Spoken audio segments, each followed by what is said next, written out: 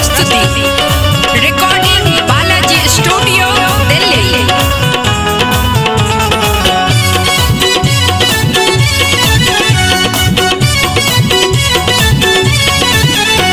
जवानी में छूटो पसीना के गोरी कन हवा लगा ले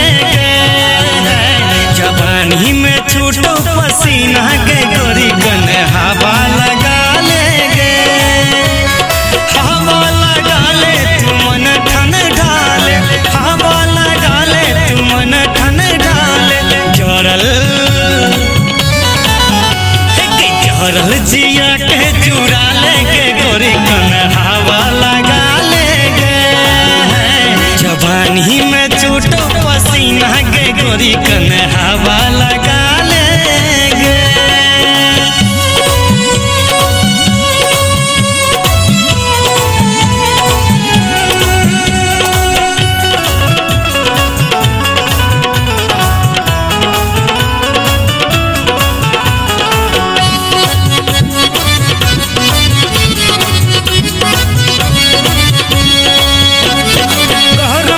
कहाँ दर मैल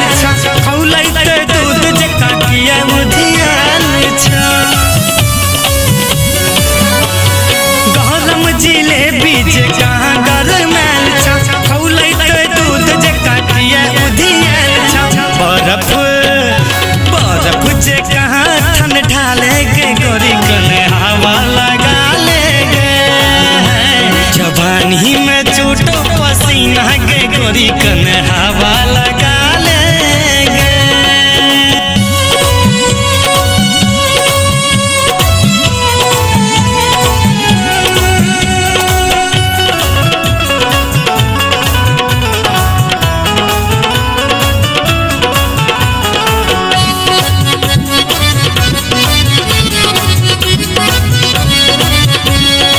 काला कलाली तोहर करिया रहल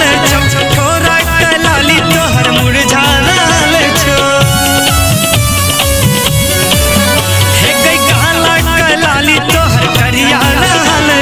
छोरा कलाली तोहर मुरझा रहल छो एनहन मन सन काले के गोरी कन हवा लगा ले जवानी में छूटो पसीना के गोरी कन हवा लगा ले